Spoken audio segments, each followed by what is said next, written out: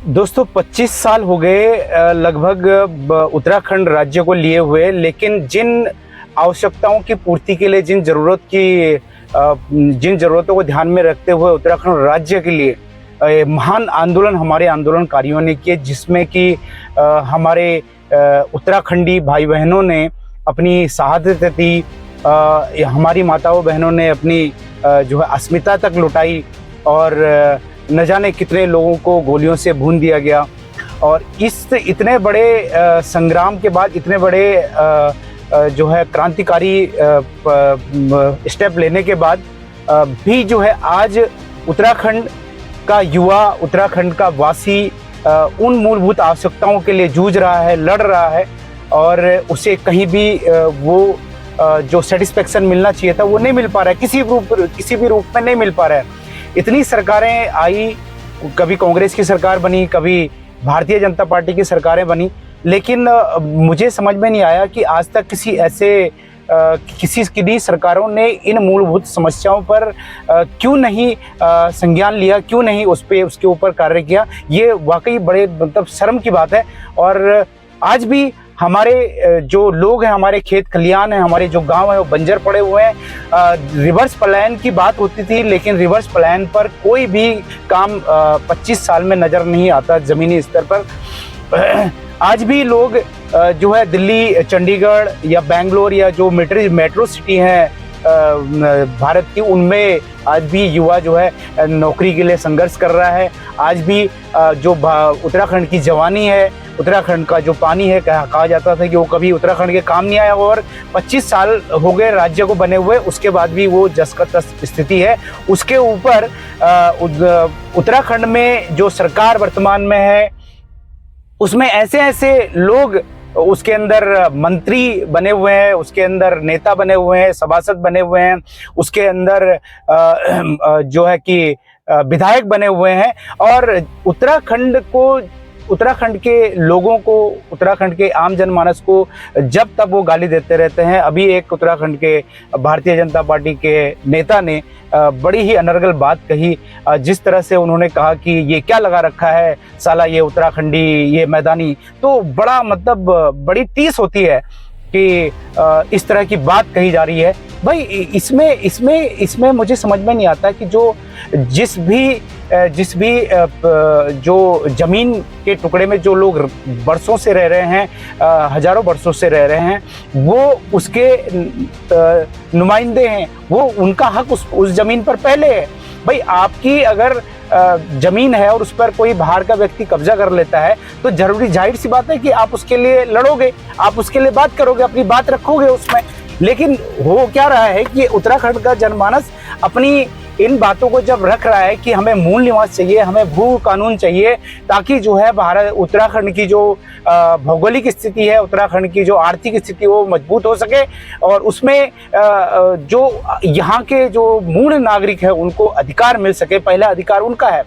इसका मतलब अगर आप इस तरह की बात करते हैं कि इसमें कोई शंका नहीं है कि सारे भारतवासियों को कहीं भी रहने का हक है, कहीं भी रहने का, किसी भी एरिया में वो लोग रह सकते हैं। लेकिन सवाल ये नहीं है, सवाल है कि जो लोग पहले से उस जमीन के टुकड़े में रह रहे हैं, उस भूभाग पे रह रहे हैं, पहला हक उनका होना चाहिए।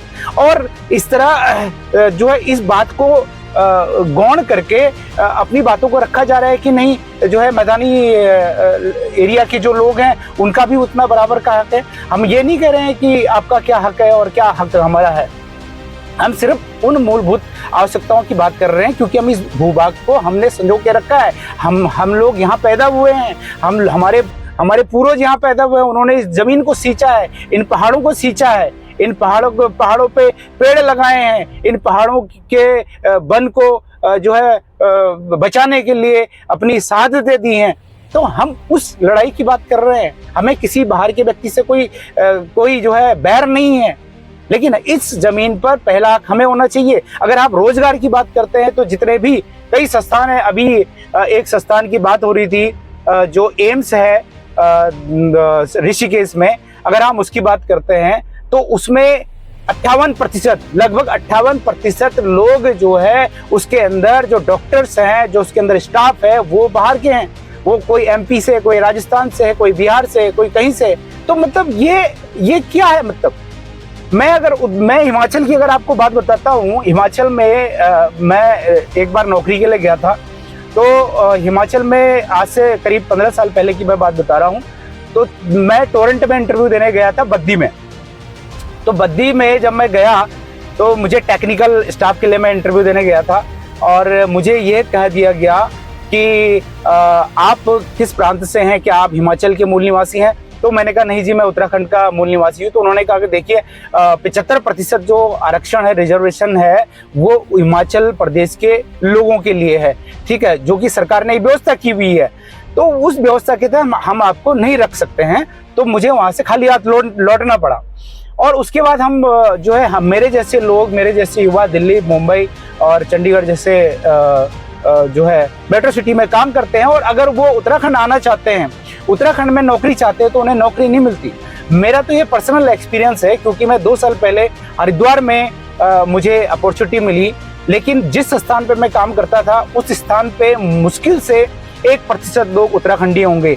अगर कोई उत्तराखंडी है भी तो 2-4% लोग आपको लेबर क्लास में मिल जाएंगे। अगर बात करते हैं आपके पास उत्तराखंड में टेक्निकल लोग नहीं है, तो ये बहुत बड़ा बेवकूफ़ी भरा सवाल हो सकता है, क्योंकि उत्तराखंड के लोग आज हर फील्ड में हैं, डॉक्टर हैं, इंजीनियर हैं, आईटी फील्ड में हैं, फार्मा फील्ड में हैं, और बहुत अच्छे अच्छे टेक्निकल एक्सपर्ट्स हैं। मैं खुद एक टेक्निकल एक्सपर्ट हूँ। मेरी जो पृष्ठभूमि है फार्मास्यूटिकल की है और एफएमसीजी की है। और उसके बाद जो मुझे वहाँ पे काम मिला और जो मैंने वहाँ का हाल देखा, जो मैंने हरिद्वार का हाल देखा, तो सरकारें कहती है कि रिजर्वेशन है, मुझे वो रिजर्वेशन कहीं नजर नहीं आ रहा है। जब प्राइवेट संस्थान में नजर नहीं आ रहा, तो सरकार की तो मैं बात ही नहीं कर रहा हूँ। सरकार में मैंने आपको बताया कि एम्स जैसे जो सेंट्रल गवर्नमेंट का एक संस्थान है, उसमें भी बाहर के लोग हैं, और वो उत्तराखंड में बनाया गया, जबकि फर्स्ट प्रायोरिटी उत्तराखंडी की होनी चाहिए थी। जबकि उत्तराखंड का युवा रोजगार के जो भयंकर त्रासदी है उससे जूझ रहा है। मैं आज भी उत्तराखंड का निवासी होने के बाद उत्तराखंड में रोजगार के लिए जूझ रहा हूँ, क्योंकि यही इसी तरह की जो उदासीनता है उत्तराखंडी लोगों के लिए यहाँ पर इंडस्ट्रियलाइजेशन होने के बावजूद भी, जबकि उस तरह का इंडस्ट्रियलाइजेशन जो होना चाहिए तो वो नहीं हुआ है, और जो है उसमें भी उत्तराखंडियों को कोई प्रायोरिटी नहीं दी जा रही है। तो ये एक बहुत ही ज्वलंत विषय है, और मैं ऐसे लोगों को, जो कि जैसे प्रेमचंद अग्रवाल जैसे लोगों को मैं कहना चाहता हूं कि उत्तराखंडी इतना मूर्ख नहीं है कि आप जिस तरह की बात कर रहे हैं हम उसको जो है तालियां बजाकर उसका स्वागत करें। भले ही विधानसभा की जो स्पीकर हो उत्तराखंडी मूल की हैं, उसके बाद भी उन्होंने विरोध नहीं किया। इस बात का बहुत बड़ा खेद है। और समय समय पर इस तरह के प्रपंचों में जो लोग शामिल हैं, उनकी भूमिका देखने के लिए हम लोगों को मिलती रहती है। अगर ऐसा नहीं होता तो 25 साल के बाद भी यहाँ की जो माँ बेटी है, यहाँ का जो युवा है, यहाँ का जो बच्चा है, यहाँ का जो युवा है, यहाँ का जो बुजुर्ग व्यक्ति है, वो आज भी जन समस्याओं से त्रस्त है, क्योंकि उसको आज भी उन मूलभूत सुविधाओं का राज्य बनने के बाद भी कोई उनको उसका लाभ नहीं मिल पा रहा है। तो ये बहुत ही शर्म की बात है। और मैं कहना चाहता हूँ, मैं उन लोगों से, खासकर उन युवाओं से कहना चाहता हूँ कि जो विभिन्न प्रकार की पार्टियां जो भारत उत्तराखंड में हैं, उनके जो जब भी चुनावी बस्ते होते हैं उनको उठाने का काम करते हैं, उनके लिए दिन रात एक कर देते हैं, लेकिन उन पार्टियों के लिए दिन रात एक कर देते हैं, उस संगठन के लिए दिन रात एक कर देते हैं, लेकिन उसके बदले में उन्हें मिलता क्या है? उसके बदले में उनको गालियां मिलती हैं। इस तरह के विधानसभा में खुलेआम गालियां दी जा रही हैं। खुलेआम जब भी जो नेता हैं, जिनको हम मैदानी क्षेत्र के नेता कहते हैं, या जो उसमें मूल उत्तराखंड वासी नहीं है, गढ़वाली नहीं है, कुमाऊनी नहीं है, उनके मुखार बिंदु से जब इस तरह के अपशब्द सुनने को मिलते हैं तो बड़ा दुख होता है, बड़ी टीस होती है। और उसके बाद उनको कोई पनिशमेंट भी नहीं दी जाती। वो खुले सांड की तरह कहीं भी किसी भी तरह की अनर्गल बातें उत्तराखंडियों के विषय में करते रहते हैं। तो कभी कभी मुझे ये लगता है कि उत्तराखंड राज्य लेकर हमें वो लाभ जो प्राप्त होना चाहिए था वो तो हुआ नहीं, पर अब जो है एक मांग और होनी चाहिए। और मैं नहीं चाहता हूं कि मैं इस तरह की बात कहूं कि भारतवर्ष से अलग होने की बात कहूं, लेकिन अगर एक अलग देश की अगर मांग की जाती है उत्तराखंड के रूप में, तो इस तरह के हालात बनाए जा रहे हैं उत्तराखंड में कि उत्तराखंड का जनमानस जिस तरह से राज्य के लिए उसने अपनी शहादतें दी और जो पुलिस के डंडे खाए, विभिन्न सरकारों से प्रताड़ित हुए, ऐसा लगता है कभी कभी कि अब राज्य लेने का वक्त, अब देश लेने का वक्त आ गया, एक अलग कंट्री लेने का वक्त आ गया। मैं इसके बिल्कुल भी फेवर में नहीं हूं, क्योंकि मैं एक राष्ट्रवादी व्यक्ति हूं और भारत की बात करता हूं और भारतवर्ष में पैदा हुआ हूं। मैंने यहां जन्म लिया और मुझे इस बात का गर्व है। लेकिन जिस तरह के हालात चल रहे हैं उत्तराखंड में और उत्तराखंडियों के साथ में जो व्यवहार किया जा रहा है, उसको मद्देनजर रखते हुए यह बात कहीं ना कहीं एक टीस के रूप में जहन में उभरती है, गुस्सा आता है। तो मैं सरकार से कहना चाहता हूं, मैं आम जनमानस से कहना चाहता हूं कि हमें इसके लिए, अपने हकों की लड़ाई के लिए, अपने अधिकारों की लड़ाई के लिए हर तरह से, चाहे सड़कों पे उतरना पड़े, हर माध्यम से, चाहे सोशल मीडिया के माध्यम से हो, आप अपनी बातों को रखिए। और सरकार को बताना पड़ेगा, जो भी वर्तमान सरकार है, जो भी केंद्र में सरकार, उसको बताना होगा, उस तक ये मैसेज पहुंचाना होगा कि उत्तराखंडियों को आप जिस तरह का मूर्ख समझते हैं, उत्तराखंडी उतने मूर्ख नहीं है। हमें राज्य की सभी मूलभूत सुविधाएं हमें चाहिए, जिसके लिए हमने शहादतें दी है। जो भी सरकारें बननी है, उनमें जो भी मंत्री हैं, जो भी संतरी हैं, वो अपने हिसाब से किए जा रहे हैं। कोई भी ये नहीं सोच रहा है कि फर्स्ट प्रायोरिटी जो है, जो प्राथमिकता है नौकरियों में, चाहे वो सरकारी नौकरी हो, चाहे वो प्राइवेट नौकरी हो, या कोई भी संस्थान हो, उसमें जो है उनका जो हक होना चाहिए, वो पहली प्राथमिकता उत्तराखंडियों की होनी चाहिए। राजनीति में भी पहली प्राथमिकता उत्तराखंडियों की होनी चाहिए।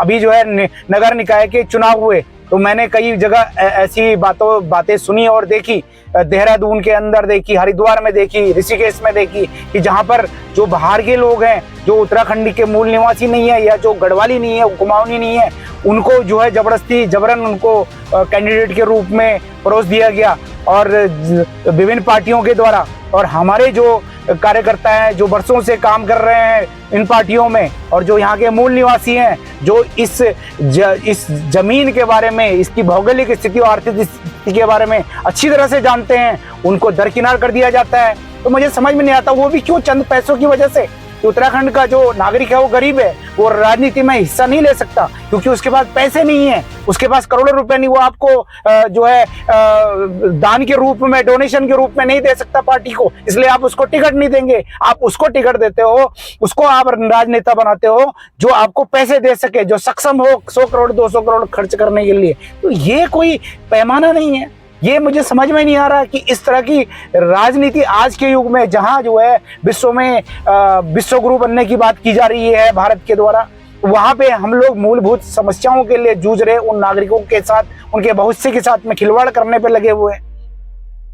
आज तक कोई कोटा, कोई मानक जो है मूल निवासियों के लिए तय नहीं हुआ, जबकि विभिन्न राज्यों में, भारत के विभिन्न राज्यों में वो प्रणाली तय है। मूल निवासी जो वहां का होता है उसको प्राथमिकता मिलती है। केवल उत्तराखंड में ही है जहां पर कि जो है इस तरह की कोई बात नहीं कर रहा है।